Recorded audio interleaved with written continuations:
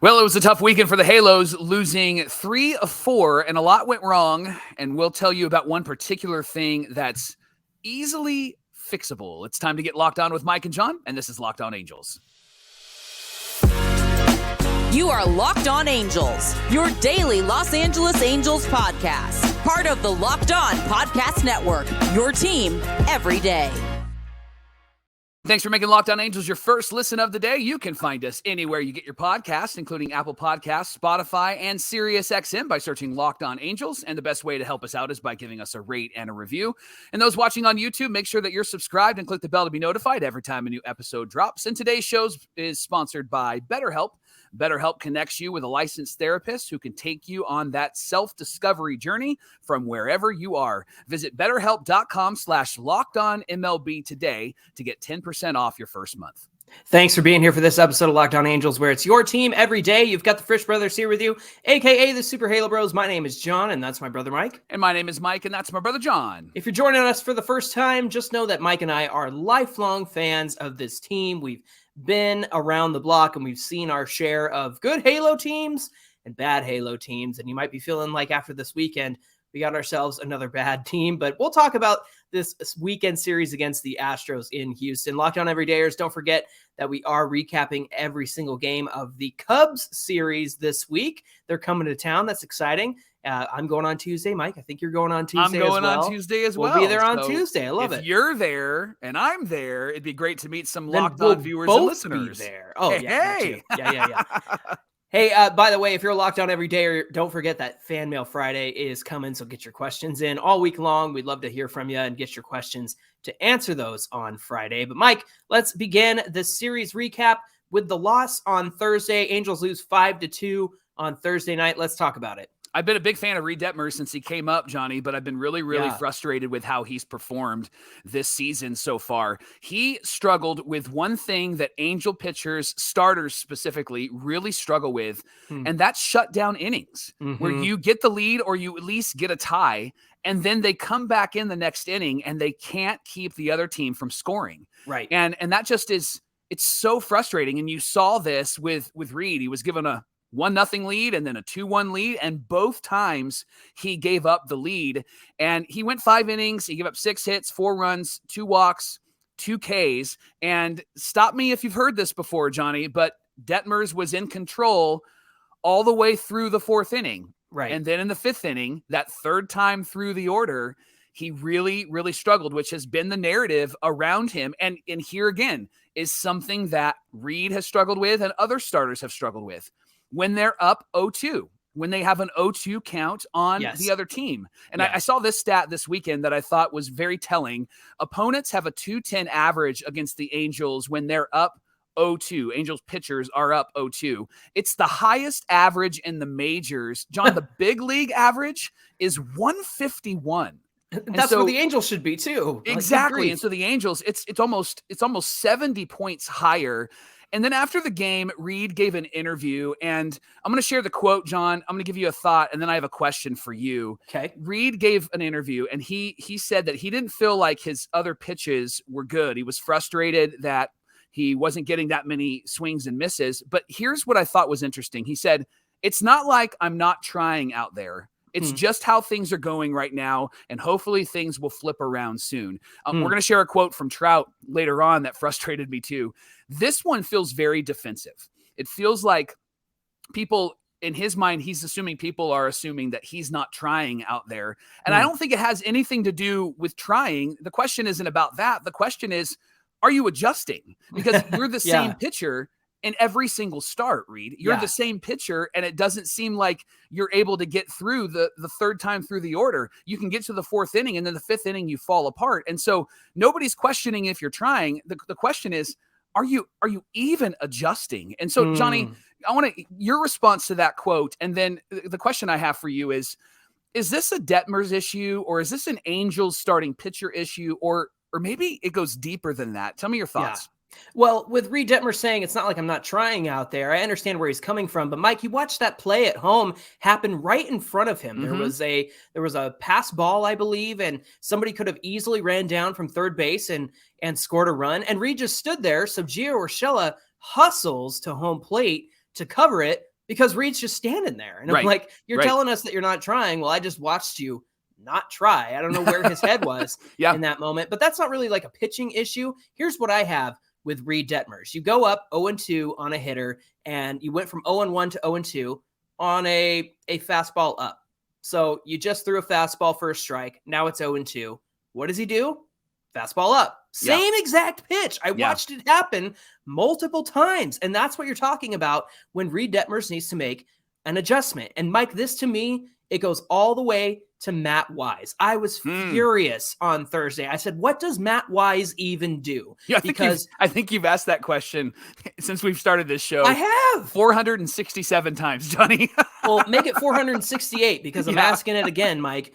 Listen, the fact that Reid Detmers had to go down to AAA last season to get fixed by Buddy Carlisle or whoever it was that helped fix him and lock some things in, and they look at some video and go, oh, that's what's going on. Like, I understand. And I had this argument on Twitter. I said, I understand that Reid Detmers needs to execute, but we have known for Reid Detmers' entire season of 2023 that he struggles with the 0-2 pitch, that he has a hard time finishing an at-bat. And every at-bat, he's the same pitcher, not making adjustments. That, to me, is a coaching thing. And if Reid Detmers isn't executing that on the mound, it's up to the pitching coach to drill into him, hey, if you throw a fastball 0-1 and you get 0-2, you're not allowed to throw another fastball until they swing and miss or you get a ball or something like there has to be some sort of like, you do not do this until you've done this. And that's not happening.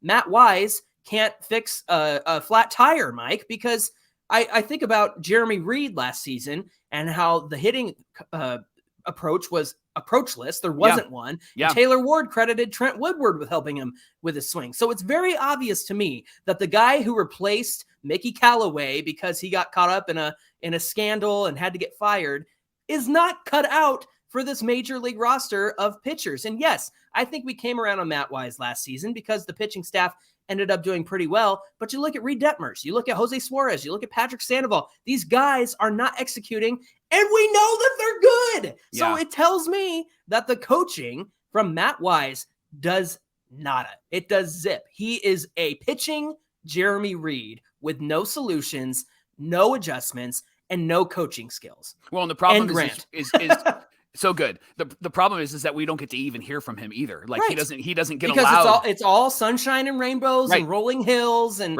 happy together in Angel Land because John Carpino has commissioned it to be that. They won't talk to the media. Matt Wise is unavailable to the media. They won't let him talk to him. It's ridiculous. You mentioned Taylor Ward. The big moment in this game was the third strike call on Taylor Ward. And quite honestly, that was what really deflated the Angels. That would have been a bases loaded walk. It would have been 4-3. And then we have more batters coming up. And Taylor was interviewed afterwards, and he said he would absolutely be in favor of an automatic strike zone. Nevin gets tossed. I was glad to see some fire from Nevin. It was so good to see him come out and do that. The only issue that I have in this situation, though, is that the Angels had all weekend long multiple opportunities to score 100%. Runs. And we can't, they were in this game on Thursday, but they had multiple opportunities to score runs and they didn't come through. So I get the frustration on that low third strike call because they were going to struggle all weekend long, but this was before they even struggled. This was just a moment that was, it sucked, right? It was terrible. Totally. But they still had an opportunity to do something. They still had an opportunity to score some more runs and they didn't do it. And that seems to be the narrative around the pitching staff and around the hitters, that once they get down and once it doesn't go their way, it's like a balloon and they just, right? They lose all of their air. It was a very pivotal moment that might have changed the outcome of that game. However, there were many pivotal moments where the Angels were just not delivering with runners in scoring position. They left 13 on base, 2 for 12 with runners in scoring position. And so they just weren't getting the job done. And I understand how ridiculous it is for that umpire to take the bat out of Ward's hands in that moment. They need the challenge system. They need to go with the challenge system that's happening in the minor leagues right now, where they immediately replay the ball or the strike and a manager is allowed to challenge a call. They need that in the worst way. I don't know why that's not one of the new rules this season. Hey, listen, the Angels play the Cubs on Tuesday, 6:38 Pacific time. You can catch every pitch of the Angels hometown broadcast on SiriusXM with the SXM app. Just search Angels. And coming up on Locked On Angels, what did Mike Trout say that irritated Mike Frisch? Well, Mike's going to share that quote, and he's going to tell us why he was not pleased with this quote from Mike Trout. We'll talk about that coming right up.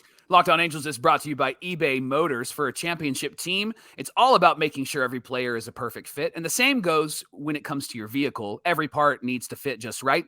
So the next time that you need parts and accessories, head to eBay Motors. With the eBay Guaranteed Fit, you can be sure that every part you need fits just right and the first time around. All you need to do is just add your ride to the My Garage and look for the green check to know that the part will fit or your money back. And with over 122 million parts to choose from, you'll be back in the game in no time. Get the right parts, the right fit, at the right prices at ebaymotors.com. Eligible items only. Exclusions apply. The eBay Guarantee Fit is only available to U.S. customers. Thanks for making Locked On Angels your first listen of the day. Locked On Everydayers, don't forget to join us every day this week as we talk about our Halos, recap the Cubs series as they come to town, and get your questions in for Fan Mail Friday. Don't forget that the Angels play the Cubs Tuesday night. Mike and I will be there, 6:38 Pacific time. Catch every pitch of the Angels hometown broadcast on SiriusXM with the SXM app. Just search Angels. Let's move to Friday's game. The Angels lose this game 6-2, and we actually had a lot of hope because Shohei Ohtani was on the mound, and they created a whole new lineup hoping that it would help. But Johnny, they repeated what they did the night before, 2 for 12 with runners in scoring position, 3 grounded into double plays. It was kind of the same old, like they can't hit with runners in scoring position. John, I counted 3 times in the first 4 innings, no outs and a runner at second base, and they did nothing. Even Trout and Ohtani, and listen, Ohtani had a pretty good offensive weekend, so no shame on him, but Trout really struggled, and he has admitted that he struggles at the juice box. He just can't hit there. And I think it was last year, he was at third base and he was talking to Bregman, and he's like, I can't see what's going on. So it's funky there for him. But the Angels had a moment where they loaded the bases and actually had a chance to come back in the 7th, and then Chad Wallach grounded into a double play. But the story here, Johnny, was Ohtani and Valdez. It was a pitcher's duel, but Ohtani had a really tough time in this game. 6 innings pitched, 5 runs, 2 home runs. The stats between Ohtani's first 5 starts and his last 7 are pretty staggering. Share those stats with us, John. Yeah, in his first 5 starts, he had 28 innings pitched, a .64 ERA, so less than 1 run. No home runs, 38 strikeouts, 15 walks. Mike, over his last 7 starts, 43 innings pitched, a 5.02 ERA, 10 home runs, 58 strikeouts, and 14 walks. It's the sweeper. It's just the sweeper, Mike. I don't know what else there is to say. I understand he likes to throw it, but man, when that thing hangs up, it is a balloon out there. And even with Shohei Ohtani and how good he is on the mound, you think, you know what? Maybe next time he'll command that a little bit better. But everybody makes mistakes, and everybody is going to have a mistake pitch. And that one in particular is really easy to hit. Look, if Ohtani threw a 99, 100-mile-an-hour fastball down the middle on accident, there's a chance that the guy is going to be late on it. He's going to pop it up. He's going to hit it into the ground. He could hit a home run, but I think the odds of doing anything positive with that 100-mile-an-hour fastball right down the middle are much less than that sweeper. And that sweeper has just got him in trouble over and over again. I believe the second home run was on a cutter, and that was kind of in, and it drifted in and right into the swing path. And again, that's going to happen too. But man, that sweeper we should call it a screamer, because every time he throws it, it's hit me, you know? So I think he's got to make an adjustment there. And speaking of Ohtani and the pitching staff and making adjustments, Ohtani is the king of making adjustments. He is. When he starts a game, because he won't show you a particular pitch until maybe the second or third time around that you've seen him, to where you're like, oh my gosh, where'd this splitter come from? Like he might throw you all fastballs the first time he sees you. So I wish that there was something to be learned there by these other pitchers, because they are obviously watching Ohtani every start, but are they letting it sink in? Are they realizing what he's doing and how he's adjusting all the way through a game? I know he's got a big pitch repertoire, but save some of your good pitches for later on when these guys might have figured you out. I think that's something that the rest of the starters can learn from this. Hey, Neto got hit in the foot, and so it was another hit by pitch. Yeah. So he got the rest of the game off, and then he sat out on Saturday. Saturday was also an unfortunate game because of more pitching issues. Now, Ohtani had a monster game. He went 4 for 5. Yeah. This is the third time this season that he almost hit for the cycle. This time he was just missing the home run. And so that was an exciting thing. And he really helped get these guys back into the game. I know they lost 9-6, but at one point it seemed like all hope was lost. Yeah. And it all started with Sandoval on the mound, right? Yeah. And Sandoval had the same struggles that Detmers had. He couldn't do a shutdown inning, and then he got up 0-2 with 2 strikes and really, really struggled. And what I noticed with Sandoval is that he still has that ability to fall apart, John. He has that ability to get really, really frustrated. In the first inning, for example, he doesn't get a call, and then he gives up a run on a 1-2 pitch. Like instead of it being the third strike, it was a ball, and then they swing and they crushed it and got a run. And it was the shutdown innings. It was that you got a lead or you got a run back, and then he gave up a run. Like, for example, in the bottom of the third, after they had already tied it, he comes back in, and then they get the run. And then it kind of fell apart for him in that fourth inning because the bases got loaded, and then there's Soto instead of Neto at short, and you give a good team an opportunity, you boot a ball or you give them an extra at bat. Oh yeah. And they're always going to take that. And that's what we struggled with earlier this season. And Zach Neto, that's why he was called up, right? That's why they brought him in, and he has solidified the defense up the middle. He's been fantastic. Absolutely. But even when he gets a break, Soto's great, but we saw why Neto was the call up and not Soto, because Neto has been offensively pretty strong, but defensively he has been incredible. And when you give the defense that issue, when you give the defense that opportunity, things are going to fall apart. And then something that you mentioned was Sandy being pulled kind of early. We were talking about this before we even started the show. He was pulled, and there was a question of like, why was he pulled? Because they weren't hitting him hard, right? But you have a theory as to why Nevin went and got him. So there was a play that went to right field. Walsh went for it, missed it. Drury actually scooped it up behind him, and Sandoval didn't cover first. And afterwards, Sandoval mentioned that he didn't realize that Drury was behind Walsh, so he thought that one rolled out to right field. Mike, I don't think it's a coincidence that that's the moment Sandoval got pulled. Listen, I know the bases were loaded. I know he had some struggles.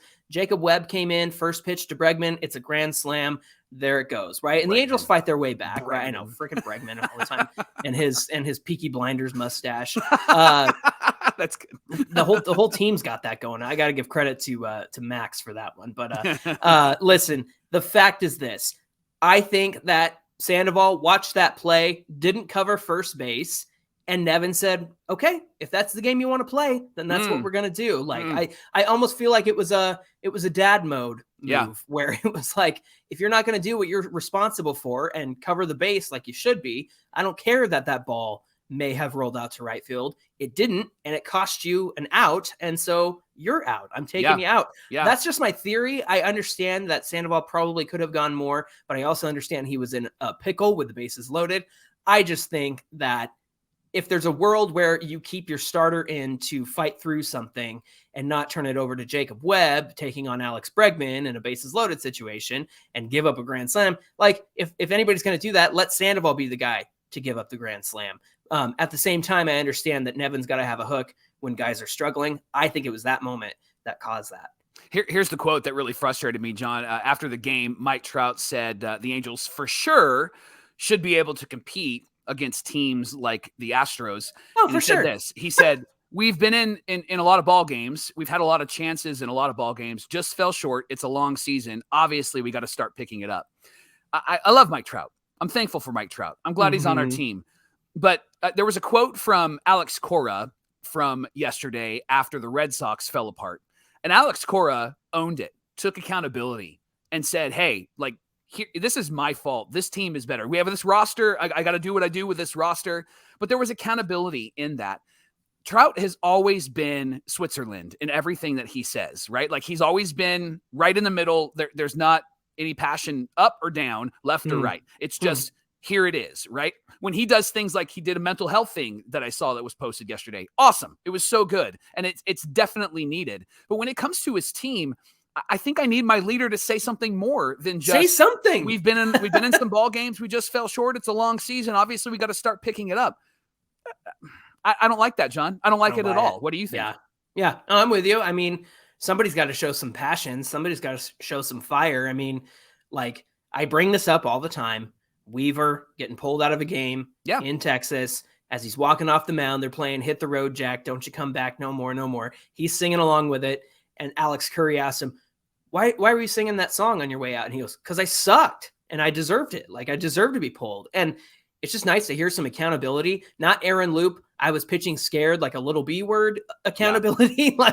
Just like admit like, I got to do something better. I mean, even if it was Trout saying, man, I'm really pissed off that I am not hitting with runners in scoring position, or I'm struggling right now. Like show some emotion, take some ownership, show some fire. I know Trout likes to lead by example. There was actually a great example from Victor Rojas on the Angels Win podcast. They were talking about Trout. Trout leads by example, not like a verbal get in your face kind of guy, because when Trout's struggling, that's obviously not a time and place for him to be like, hey, Drury, you got to pick it up. Hey, run for that sort of thing. But also you just got to own it and you got to wear it. And I think I'm with you on that. It feels like it lacks substance. It feels like it lacks accountability. And this team certainly needs all the accountability it can get right now. Locked On Angels is brought to you by BetterHelp. It's so easy to get caught up in what everyone else needs from you and never take a moment to think about what you need from yourself. We spend a lot of our time giving, and it can leave us feeling stretched thin and burned out. And that's why you should give therapy a shot. It can give you the tools to find a more balanced life so that you can keep supporting others without leaving yourself behind. So check out BetterHelp.com/LockedOnMLB. BetterHelp connects you with a licensed therapist who can take you on a journey of self-discovery from wherever you are. It's helpful for learning positive coping skills, setting boundaries, and it empowers you to be the best version of yourself. And it's not just for those that have experienced major trauma, it's for everybody. So if you're thinking about starting therapy, why not try online therapy? Give BetterHelp a try. It's designed to be convenient, flexible, and suited to your schedule. You just need to fill out a brief questionnaire to get matched with a licensed therapist, and you can switch therapists at any time for no additional charge. Discover your potential with BetterHelp. Visit BetterHelp.com/LockedOnMLB today. You'll get 10% off your first month. That's BetterHelp, HELP.com/LockedOnMLB. Okay, Mike, you and I going into this weekend hoped that, being realistic, we could have split this series with the Astros. Instead, the Angels go 1-3. I feel like Thursday was the day they could have gotten a win. That was their game. Yep. That was the game. They were in it. I understand the Taylor Ward strike call was very frustrating. Man, what about Sunday and the Angels winning 2-1 and salvaging the final game of this series, actually walking away with a win for once? And it all came on the back of some terrific pitching, starting with Griffin Canning. Johnny, who would have thought that when going into Houston, I know where you're going with it, that Detmers, Sandoval, and Ohtani are pitching, and the best pitcher this weekend is Griffin freaking Canning, right? Like, I mean, this guy wasn't even, we talked about this last week. This guy wasn't even supposed to be in the starting rotation. He might be the sixth starter, right? Like, this guy is a gamer, man. I'm really liking him, and I'm hesitant to say that just because I really like Reid Detmers when he first came up, and then he's not been great. So I hate Griffin Canning. Like I want to go against it, right? I mean, he pitched so good, 6 innings, gave up 1 earned run. He probably could have gone 1 more inning, but then Davinsky comes in, Estevez comes in. They combined for 3 scoreless innings, and this is one of those games. I don't know how you felt, but as I was watching it, I was like, we're being no hit. No, really, we're being no hit. Oh like, my gosh. This is what's happening right now. We're down 1-0. This is terrible, right? And Canning's pitching a heck of a game. And then Louis Rengifo hits a home run to tie the game. Yes. And you felt the momentum kind of move in the direction of the Angels at that point. Yeah, absolutely. And then the best part, I love this. And this is strategic baseball for those of you who don't know. You had Zach Neto on first base. there's 2 outs. Ohtani works a full count. Now, if you're unaware, there's no risk in getting a head start when there's 2 outs and a full count, because it's either going to be a ball, a hit, or a strikeout, and the end of the inning, right? And so the strategy there was Ohtani working that full count, and then Neto getting a head start. Ohtani hits a double off the right field wall, and because Neto had that head start, he was able to come around and score from first base. And so that was really awesome to see. Ohtani had the most clutch hit that we needed in that moment, especially with 2 outs. Reach. And so it was just great to see him continue. I know that everybody was being no hit through the first 5, but that double really was necessary for the Angels to win. It was the go-ahead run, Mike, and that's what it took to win this game.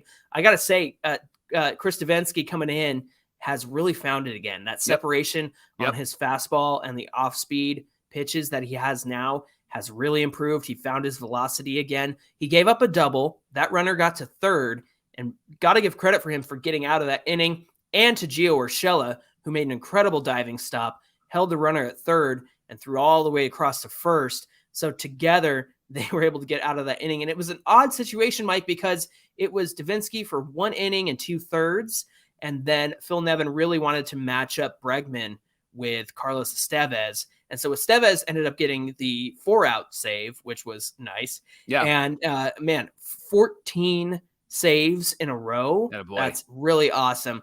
It hasn't happened since Troy Percival. I think Estevez has a few more to go to match Percival, but got to give that guy credit for really showing up as our closer this season and really making them go, I think Estevez needs to be our closer. So Angels winning this one puts them at 31-30, back above 500. They haven't dropped below 500 since, I believe, was it April? I think it was April. They were 11-12, I believe. Yeah. So, I mean, gosh, we're hanging on by a thread, and I understand there's probably questions around if this team can compete with the better teams. You and I think they coulda, shoulda, woulda split this series. I understand everything that happened on Thursday night. I think that there's about 7 more opportunities, or maybe 6 more, for the Angels to face the Astros this season, but they've got to pick up some wins in June. They've got to make it happen. And they've got the Cubs coming into town, who have just come up from San Diego. They took 2 of 3 out of that series. So we'll see how this goes. I think I'm excited to see what they can do and pick up some wins against the Cubs. They got Seattle this weekend. Gotta win games, and you've got to get your stuff together. And hopefully we'll see Anthony Rendon back this week, which I think changes the whole trajectory of the lineup. So looking forward to how this week goes. The Angels really need to pick themselves up by their bootstraps and get some wins this week. Only 4 games in the win column behind the Astros. So that's actually really good news. Hey, thanks for making Locked On Angels your first listen today. Remember, they do play the Cubs on Tuesday, day off today. They play the Cubs at 6:38 Pacific time. You can catch every pitch of the Angels hometown broadcast with SiriusXM on the SXM app. All you got to do is search Angels. So what do you guys think? You got any comments or questions for us? Get at us at Locked On Angels on Twitter, at Super Halo Bros on Twitter and Instagram. If you're watching on YouTube, comment below. If you're on the audio side, come join the conversation on YouTube. Find today's episode and the video for it, and jump into the comment section. Hey, Mike, what do we have on deck for tomorrow's show? Since there is no game tonight, we're going to talk about the good, the bad, and the ugly from May. Hey, remember when May happened? Remember when we won 4 in a row to start off May? Can we do that again? We're going to talk about the good, the bad, and the ugly for the Angels in May, and how they can carry that momentum hopefully into the month of June. That's tomorrow on Locked On Angels. We hope that you'll join us for that conversation. Until then, my name is Jon, and that's my brother Mike. And my name is Mike, and that's my brother Jon. Thanks for being here with us, and we will see you back here for more Locked On Angels.